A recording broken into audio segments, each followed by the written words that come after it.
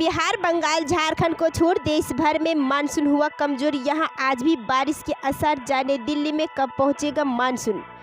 पूर्वी भारत के हिस्से जैसे बिहार, पश्चिम बंगाल, ओडिशा, झारखंड समेत अन्य भागों में मानसून की बारिश जारी रहेगी। हालांकि देश भर में मानसून कमजोर पड़ गया है। छत्तीसगढ़, मध्य प्रदेश, महाराष्ट्र, राजस्थान और गुजरात समेत अन्य हिस्सों में बारिश में कमी देखने को मिलेगी। इधर दिल्ली वासियों और उत्तर पश्चिम भारत के लोगों को मानसून का कुछ और दिन इंतजार करना पड़ सकता है।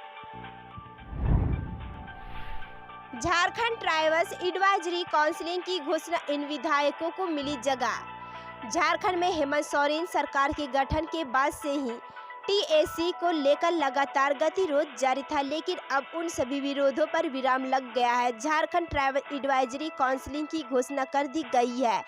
टेक में फिलहाल मुख्यमंत्री हेमंत सोरेन के साथ ही 19 विधायकों को शामिल किया गया है।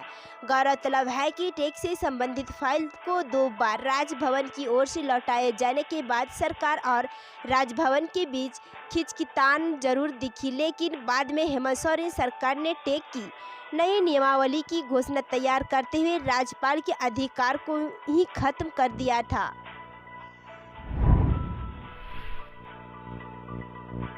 झारखंड में ब्लैक फंगस महामारी घोषित, अस्पतालों को देनी होगी हर मरीज की जानकारी। झारखंड में ब्लैक फंगस को महामारी घोषित कर दिया गया। इस बीमारी के उपचार और उसके बाद मिल रही सूचनाओं के आधार पर स्वास्थ्य विभाग के प्रस्ताव को कैबिनेट ने मंजूरी दे दी है। महामारी घोषित होने के बाद अब निजी और सरकारी अस्पतालों को ब्लैक फंगस के संदिग्ध या कंफर्म केस की सूचना सरकार को देनी होगी। कैबिनेट सेक्रेटरी वंदना दादरे ने सचिवालय में प्रेस वार्ता के माध्यम से मंत्रिपरिषद के फैसलों की जानकारी। उन्होंने बताया कि कैबिनेट की मंगलवार को हुई बैठक में 15 प्रस्तावों पर मुहर लगाई गई है। कोरोना संक्रमण के साथ ही ब्लैक फंगस को महामारी घोषित करने के बाद राज्य में चिकित्सकों को कमी देखते हुए मार्च 2022 तक सेवानिवृत्त होने वाले झारखंड स्वास्थ्य सेवा के शैक्षणिक एवं गैर शैक्षणिक चिकित्सकों के अवधि विस्तार करने का फैसला भी हुआ। इसके तहत मई से सितंबर के दौरान सेवानिवृत्त होने वाले चिकित्सकों की सेवा को मार्च 2022 तक अवधि विस्तार दिया गया है।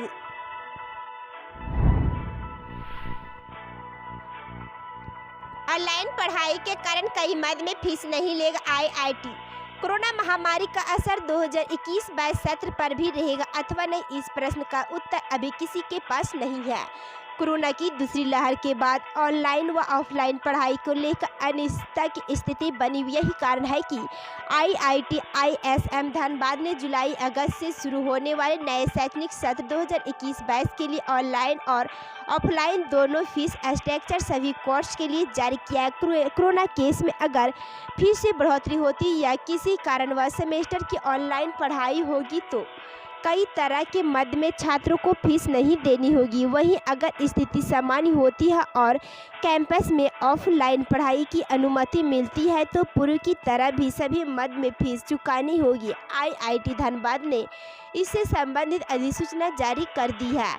अगर सत्र 2021-22 की पढ़ाई ऑनलाइन होती है तो जेईई एडवांस छात्रों के लिए बीटेक 5 वर्षीय डिग्री ग्रेडेड, एमटेक 5 वर्षीय डुअल डिग्री व प्रीफिरिटी कोर्स के लिए एनुअल चार्ज व वाटर चार्ज 370 रुपये, बसंत उत्सव के लिए 300 रुपये, स्पॉटर्स फीस के लिए 200 रुपये, होटल सीट रेट 2000, बिजली के लिए 800 रुपये नहीं देने होंगे।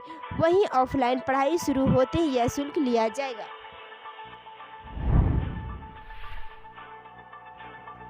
झारखंड में सामने आई दूसरी लहर में 3 गुना मौतों की वजह, कोरोना वायरस के 8 म्यूटेंट ने बरपाया कहर। झारखंड में कोरोना की दूसरी लहर में 8 म्यूटेंट ने कहर बरपाया। इसका खुलासा राज्य के 4 जिलों में संक्रमितों के सैंपलों से कराए गए जीनोम सीक्वेंसिंग में हुआ। यही वजह है कि पहली लहर में पिछले 1 साल में राज्य भर में 1.24 लाख मरीज मिले, जिनमें महज 1113 मरीज की मौत हुई। वहीं दूसरी लहर में अप्रैल, मई और जून के 9 दिनों में ही राज्य में पहली लहर से लगभग 2 गुना 2,18,280 लाख मरीज मिले, जिनमें पहली लहर से 3 गुना से अधिक 3,968 मरीज की मौत हो गई। चिंता की बात यह है कि राज्य के 4 जिले रांची, पूर्वी सिंहभूम, हजारीबाग व पलामू के सैंपलों की कराई गई जीनोम सीक्वेंसिंग में सबसे ज़्यादा मामले सबसे खतरनाक डेल्टा वेरिएंट के मिले हैं। स्वास्थ्य विभाग के वरीय आईईसी प्रभारी सिद्धार्थ त्रिपाठी ने बताया कि अप्रैल 21 जून से 9 जून के बीच जमशेदपुर, रांची, धनबाद, हजारीबाग और पलामू जिले से 364 sample ILA Bhubaneswar genome sequencing के लिए भेजे गए थे। देश में कोरोना वायरस के 50,848 नए केस आए। एक्टिव केस 82 दिन बाद 6.5 लाख से नीचे आए। कुल संक्रमित 3 करोड़ पार। पिछले 24 घंटे के अंदर भारत में कोरोना वायरस के 50,848 नए मामले दर्ज किए गए। हालांकि यह मामले बीते दिन की तुलना में थोड़े ज़्यादा है, क्योंकि मंगलवार को यह आंकड़ा 50,000 से निचले चला गया था। इसके बावजूद राहत भरी बात यह है कि देश में अब कोरोना संक्रमण के इलाजरत मरीज घटकर 6,43,194 ही रह गए, जो कि 82 दिनों में सबसे कम है। अब देश में कोरोना से ठीक होने वालों की दर भी बढ़कर 96.56% तक पहुंच गई है। वहीं दैनिक संक्रमण दर अब 2.67% पर आ गई है। लगातार 16वें दिन दैनिक संक्रमण दर 5% से नीचे चली रही है।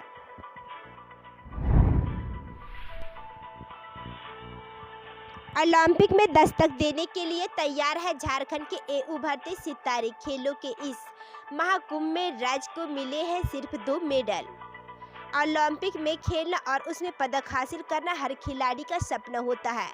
झारखंड के खिलाड़ियों का भी अरमान यह है कि वे ओलंपिक में गोल्ड मेडल हासिल करें और उनके लिए राष्ट्रगान बजे। इसके लिए राज्य के उभरते खिलाड़ी जी जान से मेहनत कर रहे हैं। मौजूदा दौर में हॉकी, तीरंदाजी, एथलेटिक्स, कुश्ती आदि के उभरते खिलाड़ियों में ओलंपिक को लेकर गजब का उत्सव दिखाई दे रहा है। इनका एक ही सपना है कि ओलंपिक में अपने देश के लिए मेडल जीत कर लाना। इन खिलाड़ियों में घाटों की सपना हुआ गुमला की एथलीट फ्लोरेंस बरला है। इस बार चोटिल होने के कारण एथलीट सपना ओलंपिक क्वालिफिकेशन से चूक गई।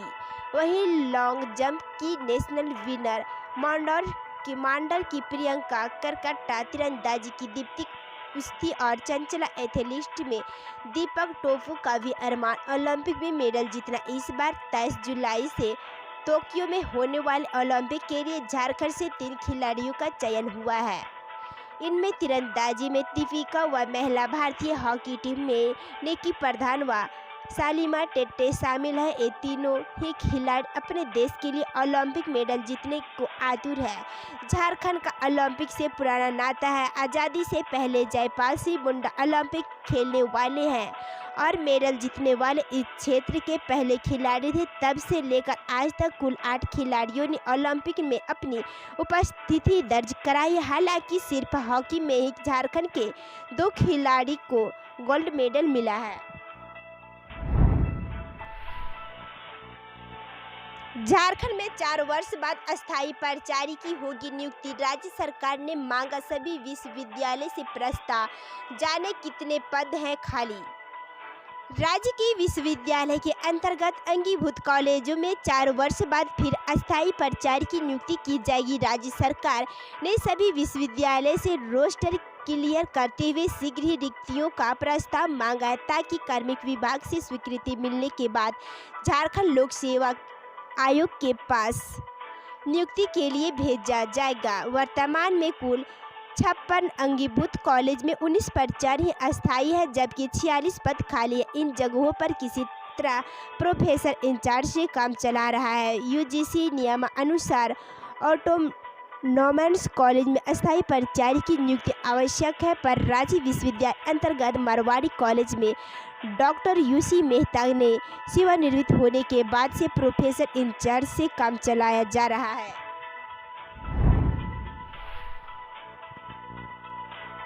झारखंड में टीकाकरण की रफ्तार सुस्त।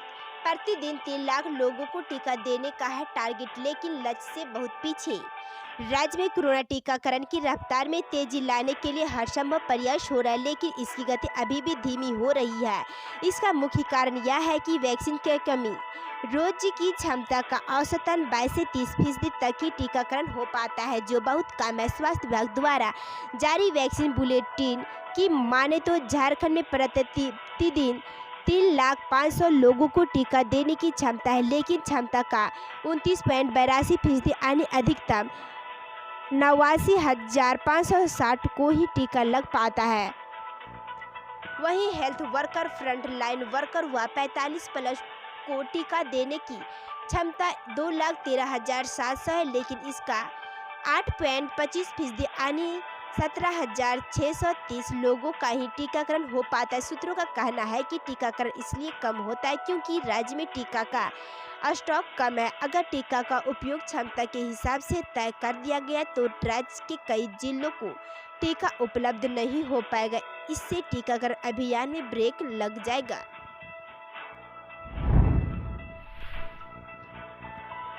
उग्रवादी हिंसा में मृत सैप जवानों के आश्रितों को मिलेगा मुआवजा और नौकरी। जाने हेमंत कैबिनेट ने अन्य फैसलों के बारे में। कैबिनेट ने भारतीय सेना के सेवानिवृत्त सिपाहियों जेसीओ व पदाधिकारियों को अनुबंध के आधार पर लेकर गठित किए गए स्पेशल ऑक्सिलियरी पुलिस के जवानों को उग्रवादी हिंसा में मृत्यु होने पर उनके परिजनों को राज्य पुलिस की तर्ज पर सहायता देने का फैसला किया। अब मृतक सैप जवान के परिजनों को राज्य पुलिस के आश्रितों को मिलने वाला अनुग्रह अनुदान मिलेगा और परिवार के एक व्यक्ति की अनुकंपा के आधार पर आरक्षी और चतुर्थ वर्ग के पदों पर नियुक्ति की जा सकेगी। मंगलवार को हुई मंत्रिमंडल की बैठक के बाद कैबिनेट सचिव वंदना डाडले ने यह जानकारी दी। उन्होंने बताया कि बैठक में कुल 14 प्रस्तावों पर सहमति प्रदान की गई। झारखंड जनजातीय सलाहकार परिषद आखिरकार राज्यपाल की मंजूरी के बिना ही टीएसी बनी मुख्यमंत्री पदेर अध्यक्ष। आखिरकार राज्यपाल की मंजूरी के बिना ही नई नियमावली के तहत झारखंड जनजातीय सलाहकार परिषद बना दी गई। मुख्यमंत्री हेमंत सोरेन पदेर अध्यक्ष और कल्याण मंत्री चंपाई सोरेन पदेर उपाध्यक्ष बनाए गए। 19 सदस्यीय परिषद में 15 विधायकों को सदस्य बनाया गया। उनमें झामुमो के 7 विधायक, कांग्रेस के 5 विधायक और भाजपा के 3 विधायक शामिल हैं। वहीं जनजातीय वर्ग से आने वाले 2 लोगों को मनोनीत सदस्य बनाए गए। विशेष आमंत्रित सदस्य का भी मनोनयन नहीं दिया गया। कल्याण विभाग ने इससे संबंधित अधिसूचना मंगलवार को जारी कर दी। उल्लेखनीय है यह है कि राज्य गठन के बाद बिहार की नियमावली के अनुसार टीएसी का गठन अधिकार राज्यपाल के पास था। राज्य सरकार की ओर से टीएसी गठन की फाइल राजभवन के पास 2 बार भेजी गई, लेकिन दोनों ही बार लौटा दी गई। दूसरी बार राजभवन ने यह कहकर फाइल लौटा दी कि नामित सदस्यों और आमंत्रित सदस्यों का चारित्रिक प्रमाण पत्र संबंधित एजेंसी से लिए जाएंगे। इसके बाद सरकार ने महाधिवक्ता से राय लेकर नई नियमावली बनाने का निर्णय लिया।